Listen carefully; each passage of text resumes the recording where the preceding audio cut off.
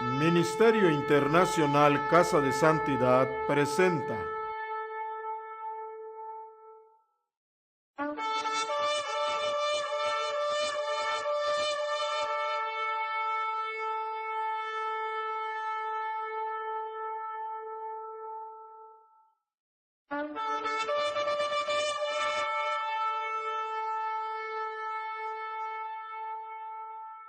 Shalom, bienvenidos. El día de hoy vamos a continuar con nuestra serie de predicaciones.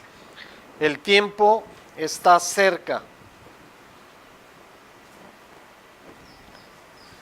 El capítulo que vamos a estudiar el día de hoy es uno de los capítulos más importantes en todo el libro de Apocalipsis.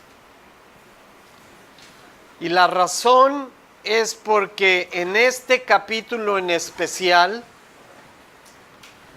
Dios nos va a señalar prácticamente cuál va a ser el origen del anticristo y cuál va a ser la última potencia mundial que va a intentar gobernar sobre la tierra.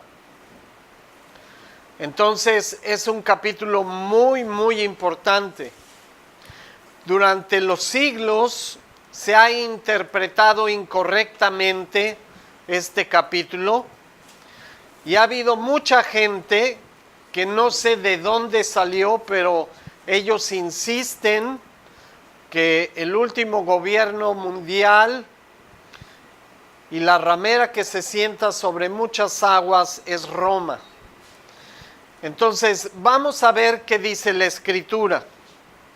Porque la Escritura no fue dada por Dios para que nosotros le diéramos la interpretación personal. La Biblia fue escrita nada más para que leyéramos y a través de ella llegáramos al conocimiento de la revelación que Dios nos está dando. Pero la Biblia no necesita interpretarse. La Biblia necesita entenderse, porque el único que la puede entender e interpretar es el autor, es el que escribió la Escritura. Y no fuimos nosotros, obviamente, fue Dios. Entonces, algo importante de la Escritura es que la Escritura se interpreta a sí misma. Lo que pasa es que nosotros los seres humanos, en nuestro intento de creer que somos muy espirituales, cometemos el error de interpretarla en vez de estudiarla a profundidad para saber qué es lo que Dios estableció. Entonces, vamos al capítulo 17. Apocalipsis, capítulo 17. Vino entonces uno de los 7 ángeles que tenían las 7 copas y habló conmigo diciéndome: ven acá y te mostraré la sentencia contra la gran ramera, la que está sentada sobre muchas aguas, con la cual han fornicado los reyes de la tierra, y los moradores de la tierra se han embriagado con el vino de su fornicación. Vean algo muy interesante. Primer error al intentar entender la palabra de Dios. Porque basados tan solo en estos 2 versículos, la mayoría de los que defienden la teoría de que del Vaticano va a salir el anticristo y que es la gran ramera, se basan en esto para dar sus conclusiones. Pero es un asunto muy delicado. Vean qué es lo que está diciendo el ángel. Este ángel era uno de los ángeles que tenían ¿qué juicio? Las copas. Entonces, este ángel o mensajero es usado por Dios para decirle a Juan algo muy importante. Dice, te voy a mostrar la sentencia contra la gran ramera, la que está sentada sobre muchas aguas, con la cual han fornicado los reyes de la tierra, y los moradores de la tierra se han embriagado con el vino de su fornicación. Y yo no les quiero quitar mérito. Realmente el Vaticano ha hecho todo esto, no lo dudamos.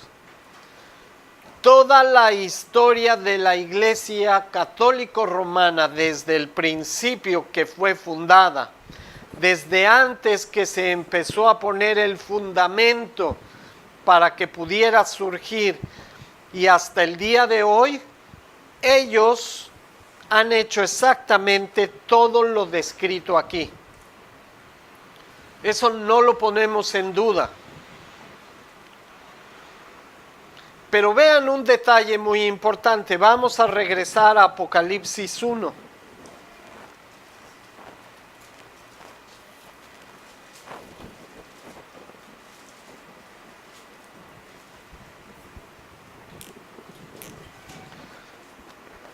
Y no es necesario sentarnos a debatir con ellos para demostrarles que están equivocados. La misma Biblia les dice que su equivocación es enorme. Vean el versículo 1. La revelación de Jesucristo que Dios le dio para manifestar a sus siervos las cosas que deben de suceder pronto.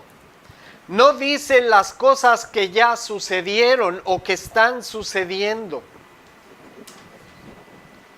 La revelación de Apocalipsis no es del presente o del pasado, es del futuro, es de cosas que todavía no suceden. Y aunque el Vaticano ha fornicado, y ha asesinado a miles de gentes, y ha hecho atrocidades, y sigue haciendo iniquidad, no puede ser la gran ramera, porque son cosas que van a suceder en el futuro. No cosas que están sucediendo hoy o cosas que sucedieron en el pasado. El libro de Apocalipsis es la revelación de las cosas que deben de suceder pronto. Quiere decir que no han sucedido todavía, que van a suceder en un futuro. Así de sencilla es la Escritura. No puede ser Roma, no puede ser el Vaticano, porque son cosas que cuando fueron escritas esta carta, iban a suceder en el futuro. Y ustedes me van a decir, pues sí, efectivamente, el Vaticano surgió después de esto. Pero esta es la revelación de los ¿qué? Últimos tiempos.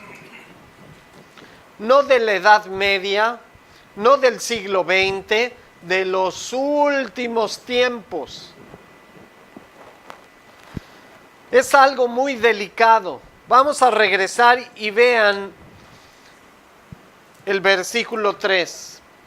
La condición de esta gran ramera, obviamente la Escritura nos dice que han hecho fornicación con los reyes de la tierra, y los moradores de la tierra se han embriagado con el vino de su fornicación. Es una imagen muy fuerte porque compara esta entidad con una prostituta. Este tipo de mujer es una mujer que vive de vender su cuerpo para obtener dinero. Entonces, la característica de este último gobierno mundial, de estas personas que van a intentar controlar todo el mundo y rechazar a Dios e imponer sus mandamientos, sus leyes, es que se han alejado, se han prostituido y están vendiendo sus cuerpos para tener un ingreso, un interés. Vamos al versículo 3. Y me llevó en el espíritu al desierto, y vi a una mujer sentada sobre una bestia escarlata llena de nombres de blasfemia, que tenía 7 cabezas y 10 cuernos. Y la mujer estaba vestida de púrpura escarlata y adornada de oro, de piedras preciosas y de perlas, y tenía en la mano un cáliz de su fornicación. Esta palabra cáliz en realidad es una palabra mal traducida. ¿A qué les suena la palabra cáliz? ¿Dónde la han escuchado anteriormente? Ok. En los rituales de la Iglesia Católica, ellos dicen que usan el cáliz, pero no es lo que dice en griego. En griego dice una copa. Y la copa es un signo distintivo de autoridad y de poder. Y no está relacionada necesariamente con algo religioso, sino con algo político. En la antigüedad, los que gobernaban sobre las naciones y tenían todo el poder, y su símbolo estaba en la copa, ¿eran quiénes? Los reyes, exactamente. Entonces vamos a continuar. Vean el escenario. ¿Cuál es el escenario que describe Dios aquí?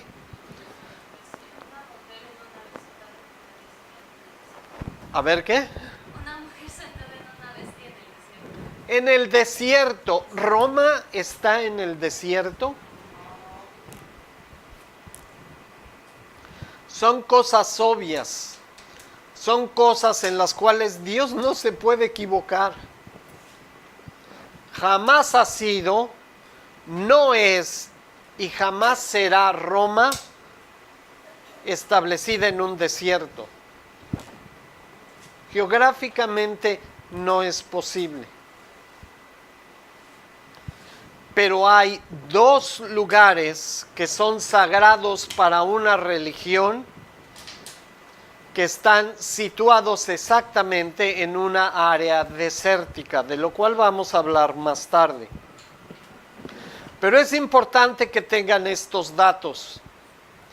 La mujer que se sienta sobre muchas aguas estaba en un desierto.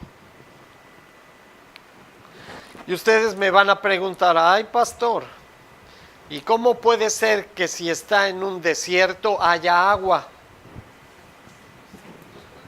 Pues sí se puede. Y no solo sí se puede. ¿Saben cómo se llaman a esos lugares en el desierto donde hay fuentes de agua? Un oasis. Pero además de eso, estas cosas son símbolos. Y la propia Escritura más adelante nos va a decir qué significa cada símbolo. Continuamos. Un cáliz de oro lleno de abominaciones y de la inmundicia de su fornicación.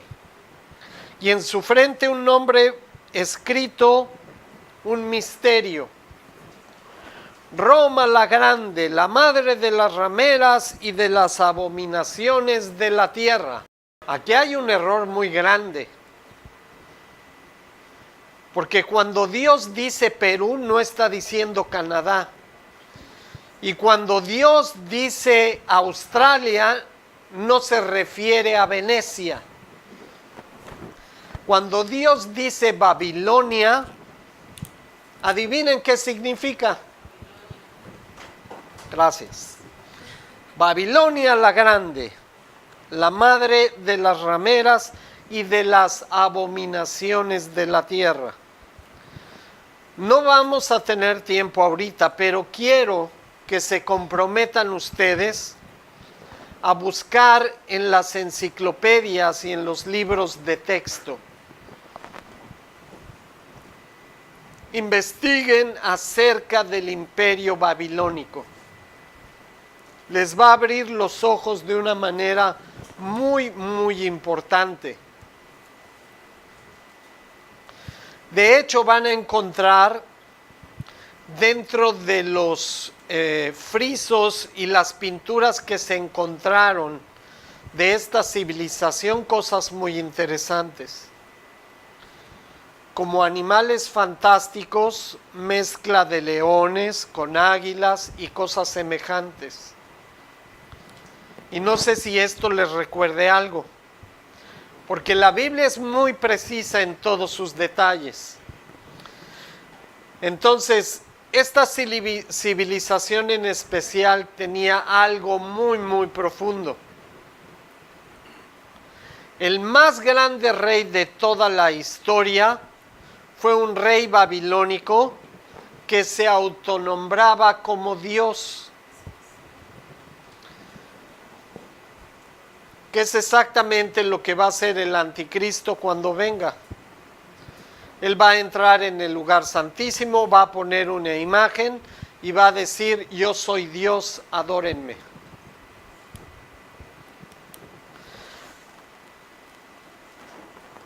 Versículos 6 y 7. Y vi a la mujer ebria de la sangre de los santos y de la sangre de los mártires de Jesús, y cuando la vi quedé asombrado con gran asombro. Y el ángel me dijo: ¿por qué te asombras? Yo te diré el misterio de la mujer y de la bestia que la trae, la cual tiene las 7 cabezas y los 10 cuernos. Vamos a ver algo muy interesante. Porque dicen, ya ves, la Inquisición católica, establecida por los papas en Roma, fueron los que persiguieron y mataron a miles de creyentes, sí es cierto.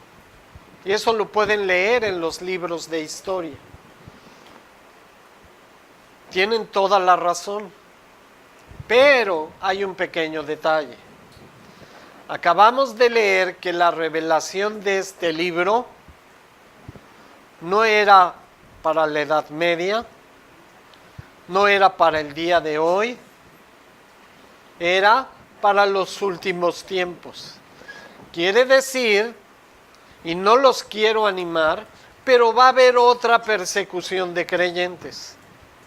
Y nos van a perseguir y van a intentar encarcelarnos y matarnos, porque eso es lo que Dios estableció. Pero estas cosas no son cosas que sucedieron en el pasado. En el futuro, pero específicamente, dice la Escritura, en los últimos tiempos. No puede ser Roma. Ahora algo muy importante. Aquí el ángel va a hacer lo que nosotros deberíamos de poner toda nuestra atención, porque él mismo nos va a decir qué significa todo esto. Y no necesita este ángel nuestra ayuda, porque créanme, a él se lo reveló Dios. Entonces él tiene la respuesta correcta y la descripción exacta de qué representan estas cosas, no nosotros. Si no aprendemos a confiar en lo que está escrito y a reconocer lo que dice la Escritura, sabiendo que el único que la puede interpretar correctamente es el autor, no los destinatarios de la carta, estamos equivocados y estamos en graves problemas. Lo que me fascina de este libro es lo que vamos a leer a continuación, porque vamos a ver todas estas simbologías y el ángel nos va a decir qué representan cada una de ellas. sin necesidad de que nosotros tengamos que interpretar absolutamente nada.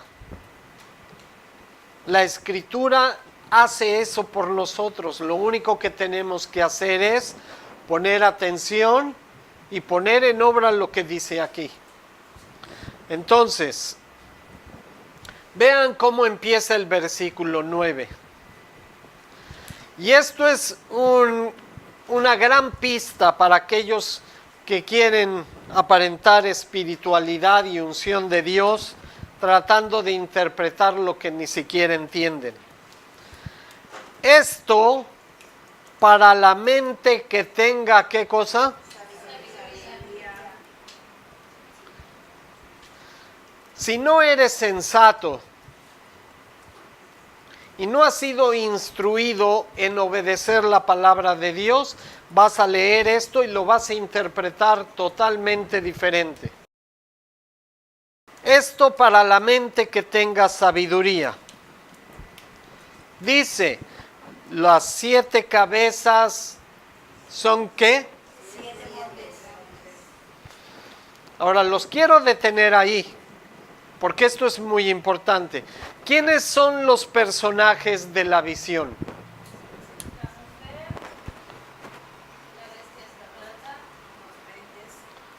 No se me adelanten, a ver, espérenme, soy lento. Mujer,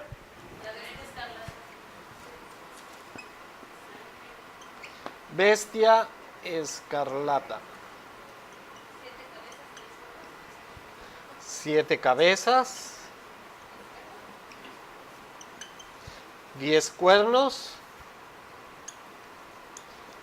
Pero ¿qué más? Hay algo muy importante. ¿Eh? No. No, espérense, ya se están adelantando. No, estamos en la imagen que vio Juan al principio. Segundo nombre, ¿qué dije? Bestia escarlata. Sí, la mujer es la ramera. Pero faltan cosas muy importantes. No, ya se adelantaron. Ya están leyendo lo que sigue. Las aguas, muy bien. Alguien está despierto. Las aguas, ¿qué más? El desierto, por supuesto.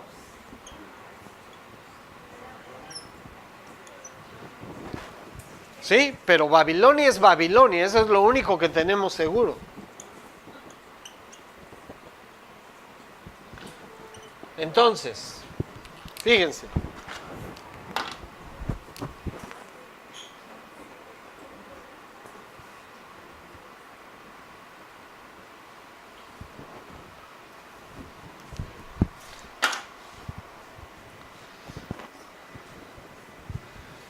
Tenemos una imagen que vio el apóstol Juan, que le fue dada por Dios a través de su Hijo Jesús, por un ángel, para que él supiera lo que iba a suceder en el futuro.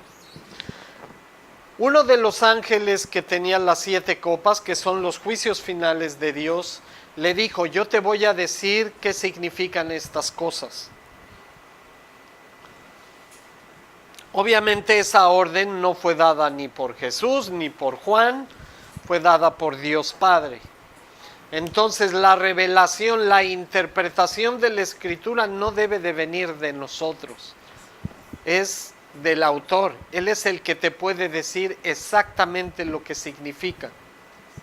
Fíjense, algo muy interesante, ahorita regresamos a esto. Hace un tiempo hicimos un ejercicio muy interesante. Yo estaba estudiando diseño gráfico en la Escuela Nacional de Artes Plásticas de la UNAM. Yo no conocía a Dios ni nada de eso. Entonces, un día, uno de los ejercicios era que un maestro de pintura trajera una obra de arte y cada quien hiciéramos un ejercicio de interpretación. Para nosotros, ¿qué significaba ese cuadro? Y era muy interesante porque en pintura, en diseño gráfico, te dan todo el conocimiento para poder saber qué es la composición, el equilibrio, qué significan los colores, cómo mezclarlos armónicamente, qué significa hacer una composición armónica dentro de una pintura, un cuadro, un dibujo. Toda esa teoría te ayuda para poder apreciar y para poder hacer arte, para poder comunicar cosas a la gente. Entonces nos pusieron una obra de arte y al final del ejercicio todo mundo leyó en voz alta lo que para él significaba la obra de arte.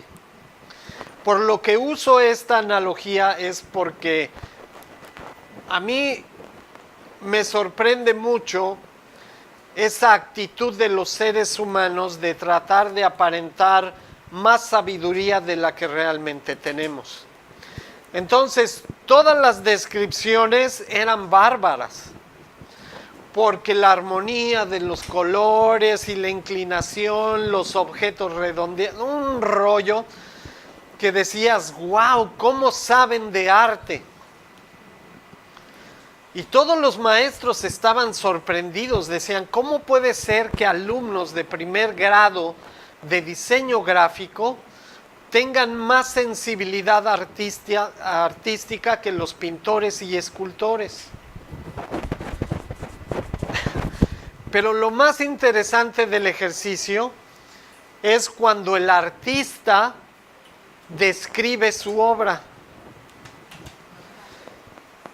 Entonces, obviamente el artista no estaba ahí, pero leyeron lo que él en una entrevista dijo acerca de su obra. Y nosotros lo elevamos a una categoría artística, pero casi divina. La composición, la armonía, los colores, las figuras, la simetría. ¿Saben qué dijo el artista? Estaba crudo, la noche anterior no dormí, me dolía mucho la cabeza y esto fue lo que pinté.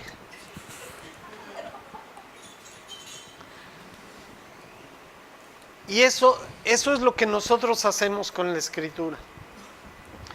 Creemos que conocemos mucho a Dios, que entendemos mucho su palabra. No, hombre, y damos unas interpretaciones de lo que significa la Escritura, que cualquier teólogo se pondría pálido de envidia, cuando Dios realmente quería decir otra cosa.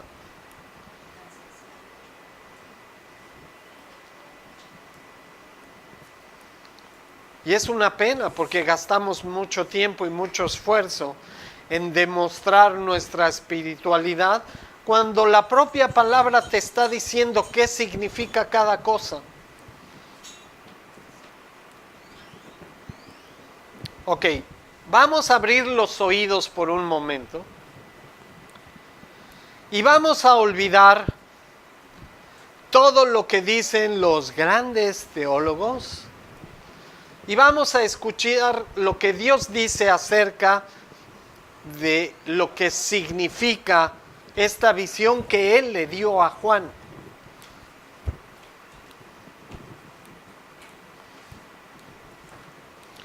Y es algo muy importante.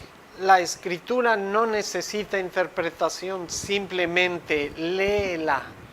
Si no le entiendes, quémate las pestañas hasta que le entiendas, pero no la interpretes. Entonces, vamos a ver qué dice el ángel. Vamos a leer nuevamente el versículo 9. Esto para la mente que tenga sabiduría. Y aquí sabiduría se refiere no a conocer mucho, significa a ser humildes y aceptar lo que Dios te está diciendo. Eso es sabiduría. Las 7 cabezas, dice, son 7 ¿qué cosa?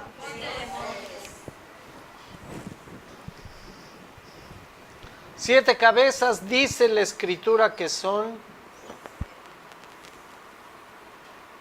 Y aquí viene la parte que más me encanta. Porque estos teólogos como Bolaines y etcétera, dicen, ya ves, el Vaticano está rodeada por 7 montañas. ¿Y saben qué cosa? Tiene razón. El Vaticano está rodeado por 7 montañas. Unas más grandes, otras más pequeñas, pero sí, efectivamente.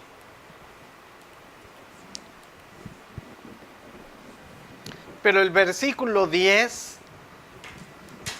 es una bofetada y les dice, mejor cállate. Calladito te ves más bonito. Versículo 10. ¿Y son qué cosa? Entonces, las 7 cabezas que representan 7 montañas son en realidad ¿qué cosa?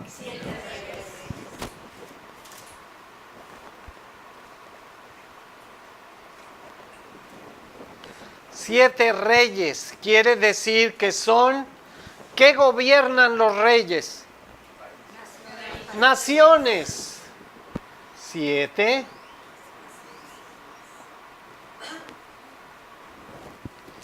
Lo siento mucho. Me dan ganas de llorar, pero no es el Vaticano. Porque estas 7 cabezas son 7 naciones. No son montañas. Representan naciones. Van a ser 7 naciones que nos van a revelar algo muy importante.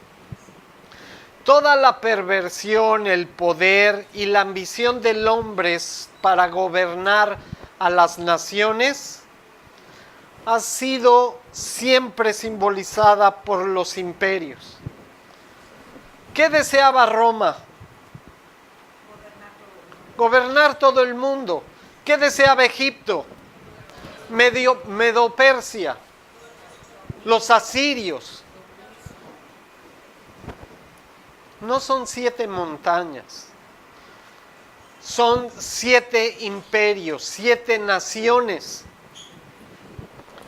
Y no necesitan interpretarlo, aquí la Escritura se los está diciendo, sobre los cuales se sienta la mujer y son 7 reyes.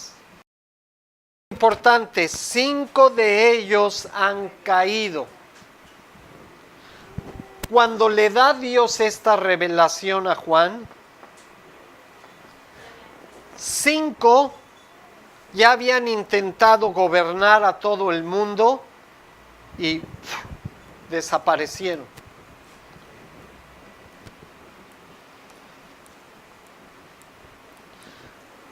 Entonces, vamos a notar aquí, es algo muy importante.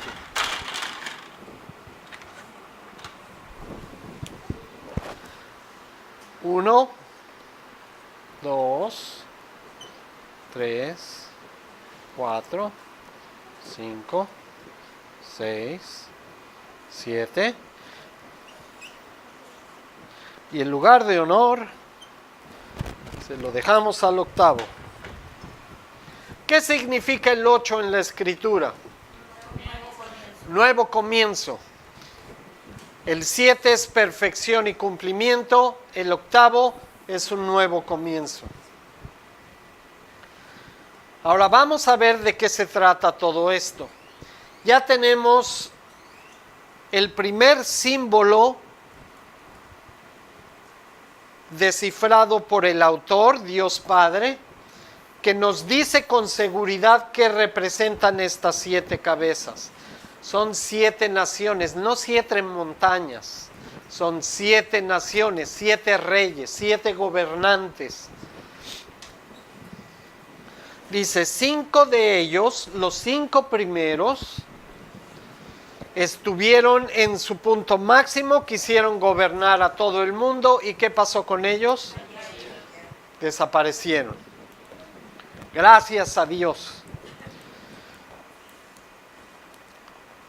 Dice, uno es el 6º. Y el otro aún no ha venido, el séptimo.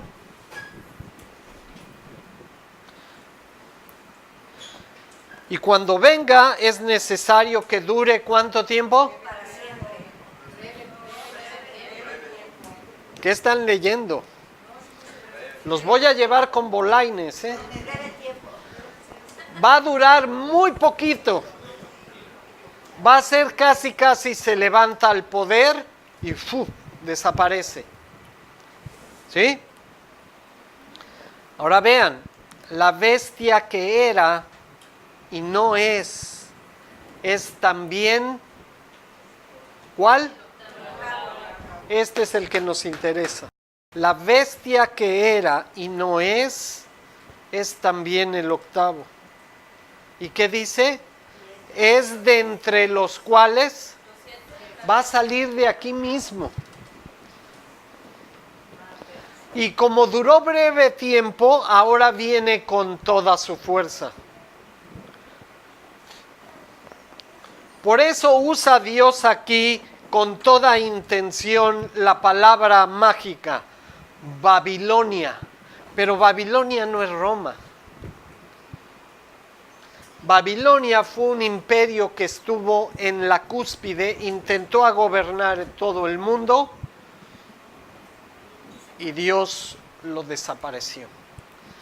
Pero ahora viene, como dicen las mamás, la versión mejorada y aumentada.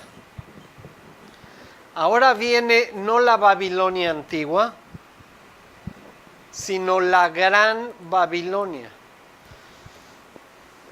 Y cuando ustedes añaden ese adjetivo, quiere decir que va a ser más grande, más fuerte, más poderosa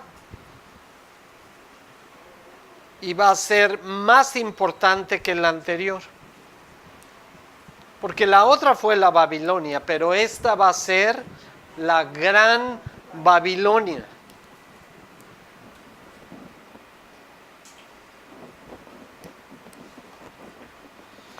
Ok, entonces vamos a ver cuáles son los imperios mundiales que han surgido a través de la historia, que intentaron gobernar todo el mundo, someterlo y ser la potencia mundial de su tiempo. Todos, les recuerdo, porque esto es muy importante, no eran los vikingos. Todos tienen algo que ver con Israel, porque además son naciones que ya han intentado destruir y conquistar a Israel. Esa es su característica. ¿Por qué? Yo sé que no lo dice aquí, pero si ustedes leen desde el principio Apocalipsis, este hombre detestable que se va a levantar en los últimos tiempos tiene algo en común con esas naciones. Todos odiaban a Israel. Todos rechazaban la palabra de Dios y su autoridad. Esa es su característica. Es la pelea espiritual de lo que Dios estableció con lo que los hombres quieren establecer. Entonces, la primera nación mundial fue Egipto.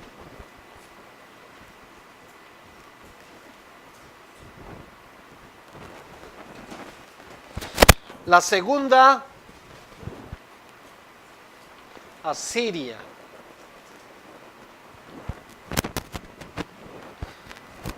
Después, nuestra gran invitada, Babilonia. En cuarto lugar, el imperio Medo-Persa. ¿Cuál creen que era el quinto? Grecia, muy bien. Y después de Grecia, ¿quién los derrotó y subió al poder? Roma.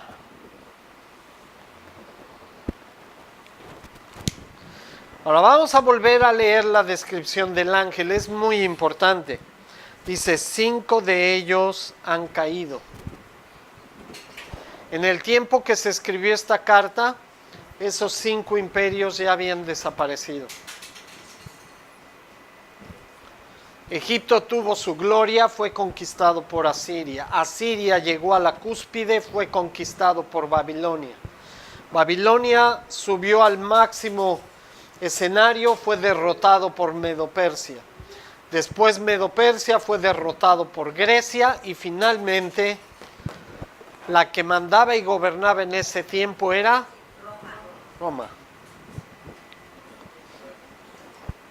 ¿Alguien preguntó algo? ¿No? ¿Seguros? Bueno, entonces 5 de ellos han caído. Uno es, en ese momento, ¿quién gobernaba el mundo?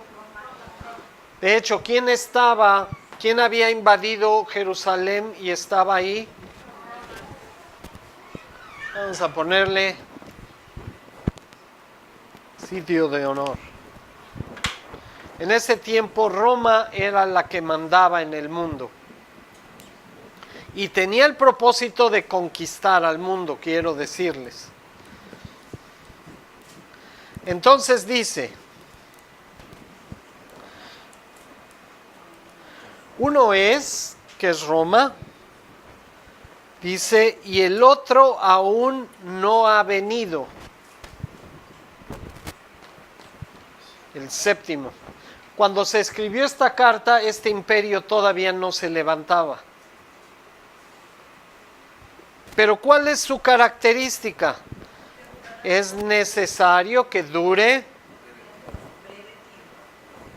Ahora, ahí está la clave, porque históricamente esto lo van a encontrar en las enciclopedias. ¿Cuál fue el imperio que surgió por un breve tiempo y fueron los únicos que derrotaron a Roma? ¿Quién? El Imperio Otomano. Sí, vamos a ponerlo aquí.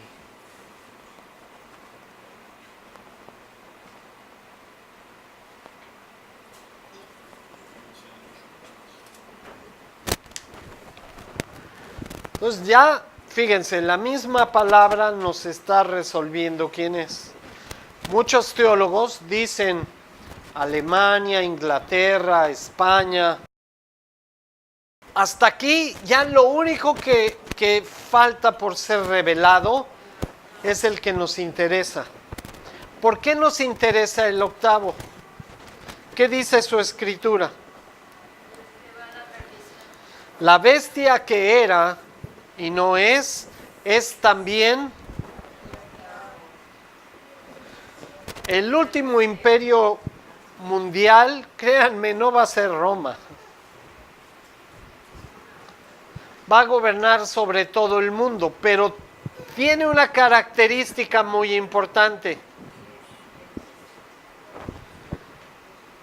Ya había subido al poder, pero duró muy poco tiempo. Egipto duró poco tiempo. Asiria, Babilonia, Medo-Persa, Grecia, menos Roma. Y dice, va a salir de entre los 7. ¿Cuál es la única posibilidad matemática?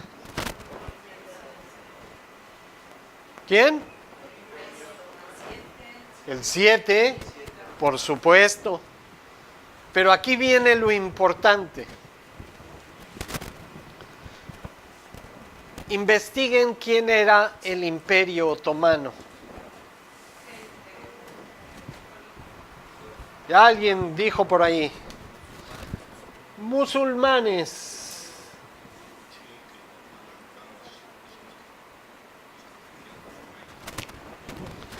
Además dice la Escritura que el anticristo en la persecución a los que no acepten la marca de la bestia, ¿qué les va a hacer? ¿Cuál es la única religión e imperio mundial que cortaba cabezas?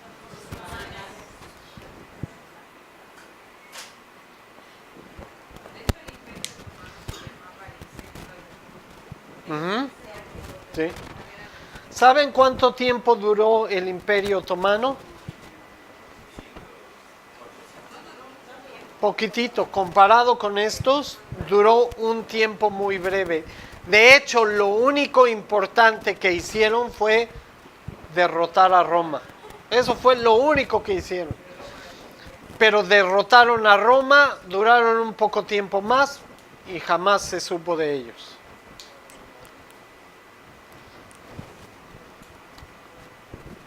Ahora los musulmanes, no los quiero espantar. Si han leído sus noticias, hubo una salida muy importante de refugiados musulmanes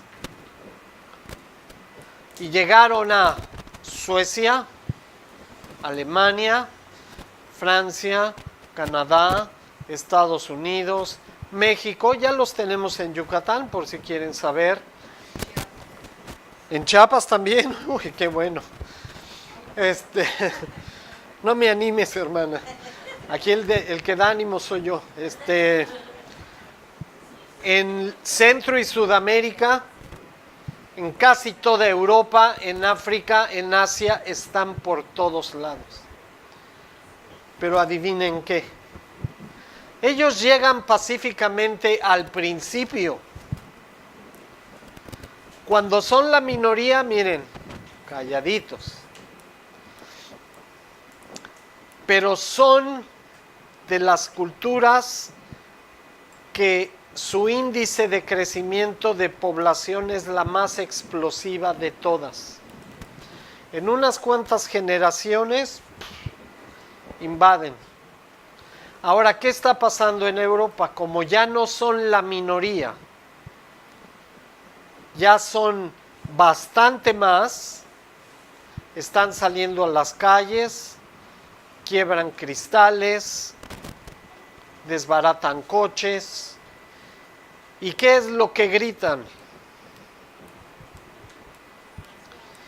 Grande es Alá, Mahoma su mensajero, y vamos a matar a todos los infieles. ¿Saben cuál es el problema ahorita de todos los países que aceptaron a esos refugiados? Violaciones. Y no crean que de noche en un parque escondido. A plena luz del día, centros comerciales, albercas, centros recreativos. Pero las noticias no dicen mucho sobre eso, porque no quieren alarmar a la gente. En Inglaterra hace 3 años, de un machetazo le cortaron la cabeza a un soldado inglés.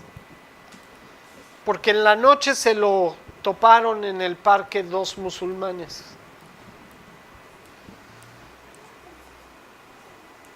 Ahora estas cosas no salen en las noticias. ¿Quién se enteró de esto? Entonces, eso no es lo alarmante. Lo alarmante es de qué tantas cosas no nos hemos enterado. Porque apenas ahorita se está empezando a filtrar lo que están haciendo los musulmanes en toda Europa. En América, Canadá, Estados Unidos, etcétera.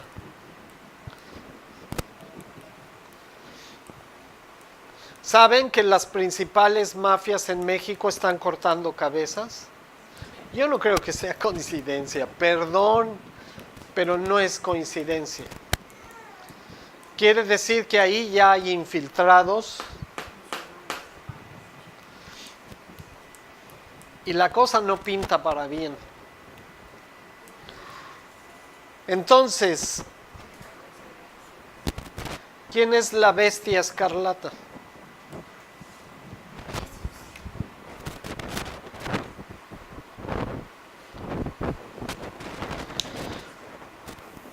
El anticristo va a salir de algún lado. De hecho, corroboren en Apocalipsis. ¿Dónde dice la escritura que está el trono de Satanás? Apocalipsis 2 y 3.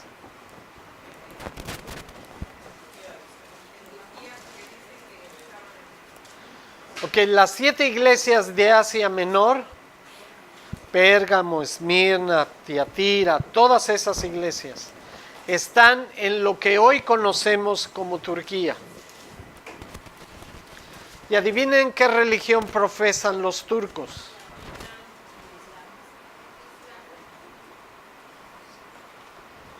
Ahí dice la escritura, no lo digo yo, que ahí está el trono de Satanás. ¿Dónde? Pérgamo.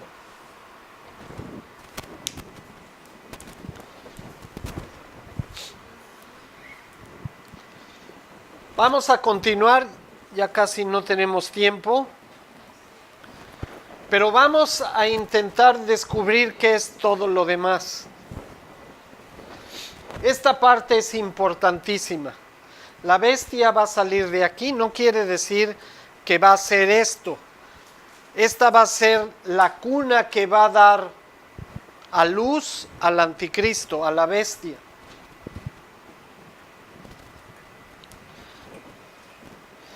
Versículo 12, ¿qué dice?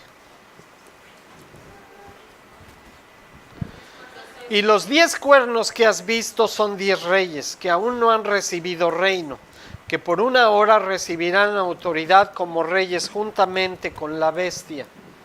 Estos tienen un mismo propósito y entregarán su poder y su autoridad. Entonces, ¿qué son los 10 cuernos? Y adivinen qué, no puede ser la Unión Europea.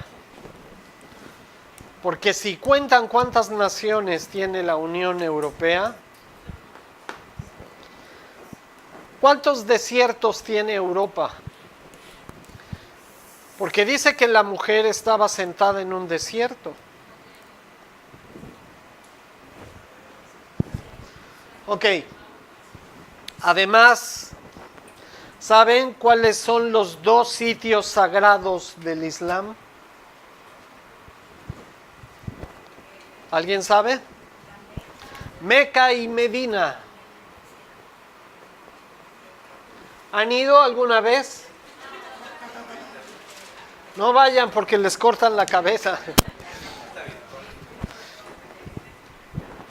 Los 2 sitios están en el desierto. Créanme, todo esto no es coincidencia. Es Dios explicando su palabra. No un ser humano atolondrado queriendo parecer muy espiritual, interpretando lo que Dios dijo. ¿Qué? ¿Alguna duda? Por aquí alguien levantó la mano. Meca y Medina.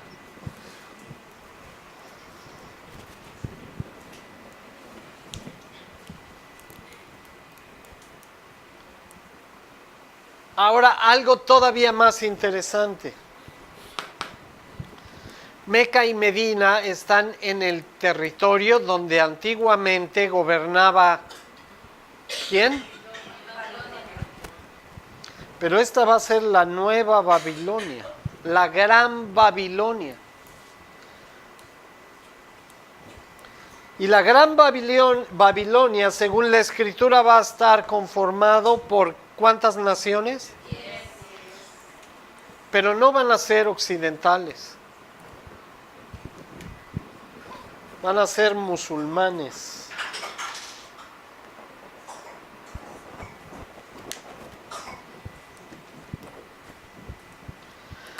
No sé si hayan visto las noticias. Hace unas semanas salió una noticia alarmante para nosotros. Yo la puse en Facebook. La Liga de Unión Árabe acaba de convocar a todos los musulmanes a una gran asamblea.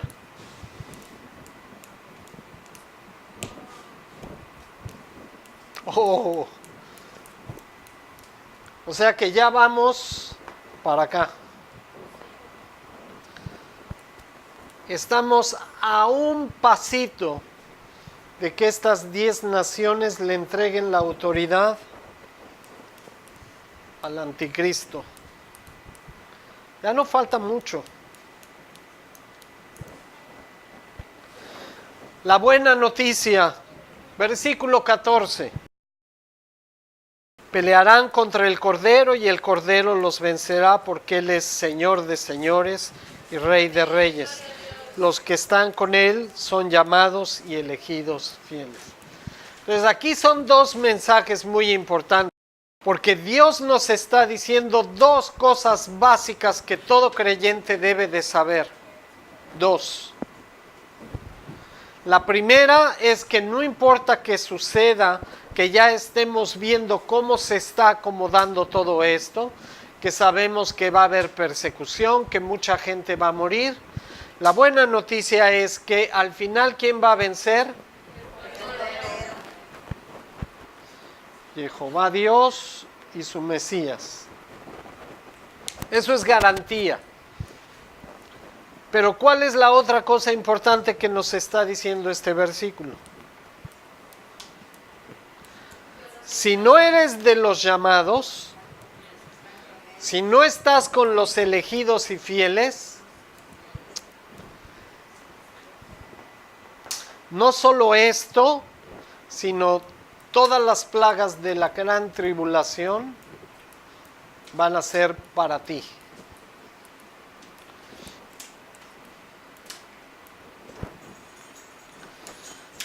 Entonces, es un mensaje en el cual Dios dice, esto es lo que va a suceder, pero hay esperanza solamente para ¿quiénes? Los fieles y los elegidos.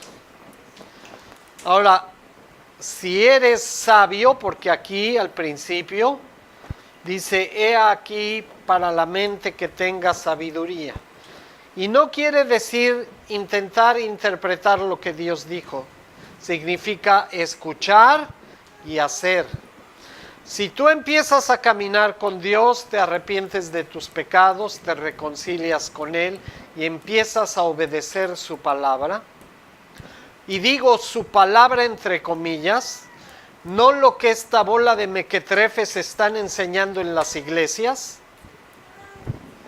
Si haces lo que Dios estableció, entonces y solo entonces hay esperanza para ti. Porque créanme, esto es para las iglesias, los que estén celebrando los Daniels y estén celebrando Navidad y el árbol de los decretos y la chancla ungida y todo lo que practican. Bueno. Continuamos versículo 15. Pongan mucha atención. Me dijo también, las aguas que has visto donde la ramera se sienta, ¿qué representa? Las aguas son naciones.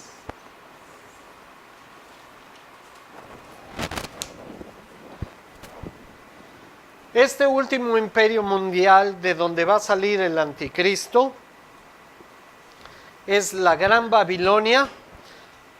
Sus sitios sagrados están en el desierto,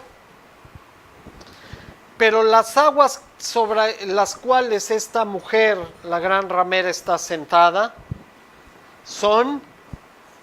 quiere decir que va a gobernar sobre ellas. No todos van a aceptar. Vemos en la Escritura que el anticristo va a tener resistencia de algunos países, pero la mayoría va a aceptar.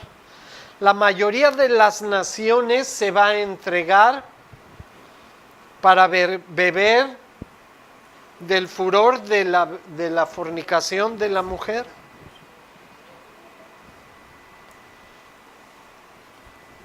Y de verdad, no crean lo que dicen los bolaines de este mundo, lean la Escritura.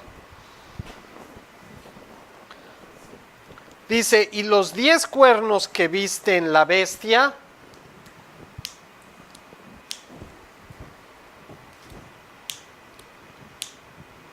¿quiénes son los 10 cuernos? Estas 10 naciones van a aborrecer a la mujer, a la ramera, y la dejarán desolada y desnuda, y devorarán sus carnes y la quemarán con fuego. Porque una vez que logren su objetivo de ella y le den la autoridad y el reino al anticristo, ya no les va a servir de nada. Siempre la imagen de esta mujer es una profetisa que se hacía pasar por religiosa, pero que pervertía todo lo que Dios estableció y practicaba la prostitución.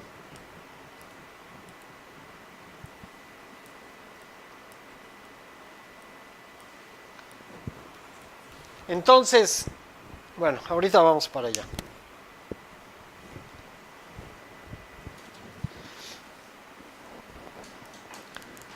Entonces los 10 cuernos van a destruir a la mujer. Eso es importante. Porque Dios ha puesto en sus corazones el ejecutar lo que Él quiso, ponerse de acuerdo y dar su reino a la bestia. Entonces la mujer va a ser importante para unificar ese último gobierno de donde va a salir la bestia, pero al final la van a destruir.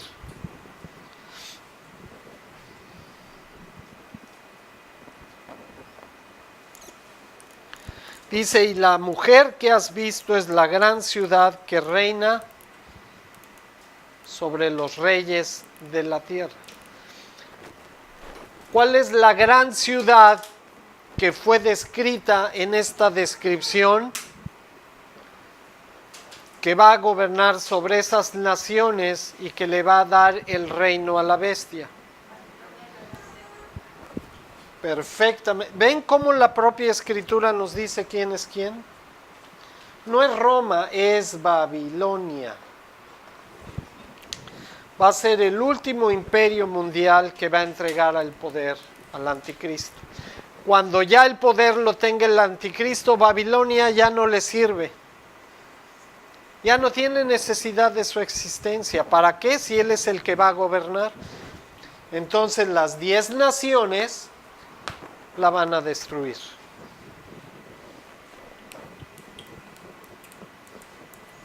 Adiós Meca y adiós Medina.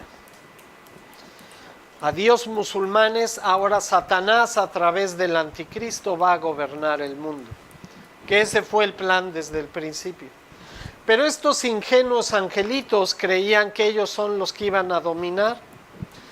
Solamente van a ser usados como carne de cañón para lograr sus objetivos, y cuando ya no les sirvan, los van a destruir. Bien, Bruno. Igual que Babilonia es ¿qué? Babilonia. Entonces aquí Babilonia es la gran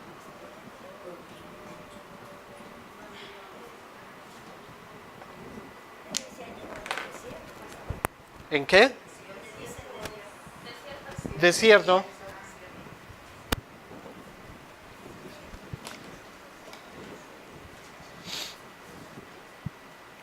Ahora, ¿qué nos dice Dios a través de todo esto?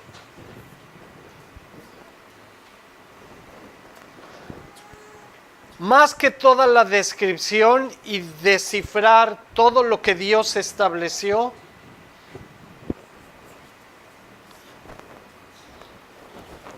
es el versículo 14. Ese quiero que lo subrayen, porque es lo único que nos va a sacar adelante cuando todo esto empiece a suceder.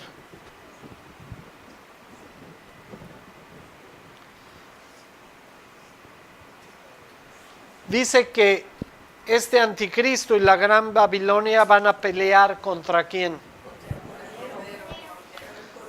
¿Y quién va a ganar? Entonces, ¿tenemos algo de qué preocuparnos? Pero sí tenemos una tarea muy importante, y es aquí donde quiero hacer el paréntesis.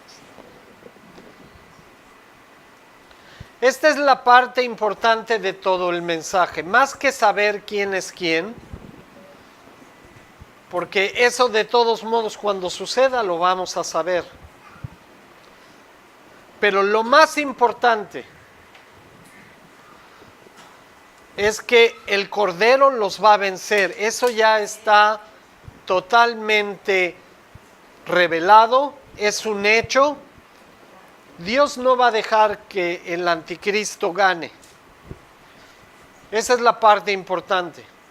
Pero esta parte importante nos afecta de una manera muy, muy grande a nosotros. Porque depende de lo que decidamos hacer en ese momento, es si vamos a estar del lado del vencedor o del lado del perdedor. Si estamos del lado del perdedor, es condenación eterna. Si estamos del lado del vencedor, es vida eterna. Entonces, esta es la decisión importante. ¿Tú qué vas a hacer? ¿Te vas a poner del lado de la bestia o del lado de Dios? Todos van a decir, ay, pues muy fácil. Pues de Dios. Sí. Pero ese no es el problema. Porque ahorita podemos decir con toda confianza que estamos de este lado. Pero cuando empiece la gran tribulación, ya eso no va a ser tan fácil de decir. Porque si no somos fortalecidos por nuestra fe, si no oramos y estudiamos la palabra lo suficiente, si estamos distraídos con las cosas del mundo, si es más importante para nosotros las cosas de afuera que las de Dios, cuando venga todo esto, les garantizo que ustedes van a estar de este lado y no de este. Porque nadie con una fe suficientemente fuerte y bien arraigado en la palabra de Dios va a poder resistir lo que viene en la gran tribulación. Y para eso se necesitan mucha oración, estudiar la palabra y una gran fe.